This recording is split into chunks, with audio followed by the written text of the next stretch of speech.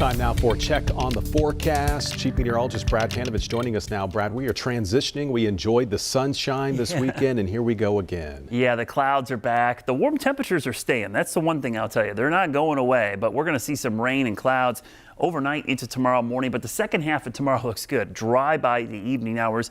Warm and wet for Thursday, though, as another system heads our way. Not that we could see it tonight because of the cloud cover, but at 6:42, space station is making a nice high pass. I wish we had clear skies because this would have been a nice pass.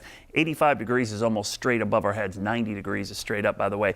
Up here, southwest disappears northeast. So if you get a break in the clouds or you're in a spot watching where maybe there are some clearing spots, worth a look, but the clouds are pretty thick right now. I'm not seeing a whole lot of breaks out there right now. And with the clouds and showers moving in for tomorrow morning, those clouds will be with us most of the day. Now, out in the Atlantic, got a big area of low pressure there that it's very unique looking. This afternoon, the satellite imagery showed an eye-like feature on this non-tropical low. It is technically not a tropical or subtropical system, just a low pressure system. So they're not giving it much of a chance of development, but it's rare to even see that they're monitoring this. Hurricane Center keeping an eye on that in January, seeing a strong low pressure system in the North Atlantic. That's away from us. Tomorrow's rain is coming from a cold front first half of the morning. Then by the afternoon, the rain starts to move out. We dry out for Tuesday night into Wednesday. Wednesday will be a transition day of dry weather, very warm in the 60s before the next system arrives. There's system number one.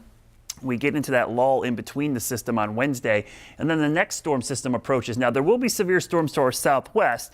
The big question is how many of those can still make it into the Carolinas by Thursday afternoon. The threat overall looks much lower than it was last week, but we'll keep an eye on the setup to our southwest starting Wednesday. As the system shifts east, it'll head our way on Thursday. So I'm going to include a very low end risk right now. We'll keep it small. It's at the lowest end. We'll see if this goes up or down based on the setup here, but you see it should be weakening as it approaches on Thursday. Still something to keep in mind as we plan ahead for the rest of the week. Now, looking long term, no Arctic outbreaks on the way, at least in the next 7 to 10 days. It stays warm in the east, and it also stays wet. The storm track keeps the above average rainfall in the forecast, so warm and wet is going to be the rule of thumb for the next 7 days at least. Here's a look at your Guy Roofing 7-day forecast. Look how warm it is for the middle of the week, pushing 70 degrees. Let's go 10 days into the future, and we could show you temperatures a little bit cooler, but still above average in the mid 50s and wet into next week.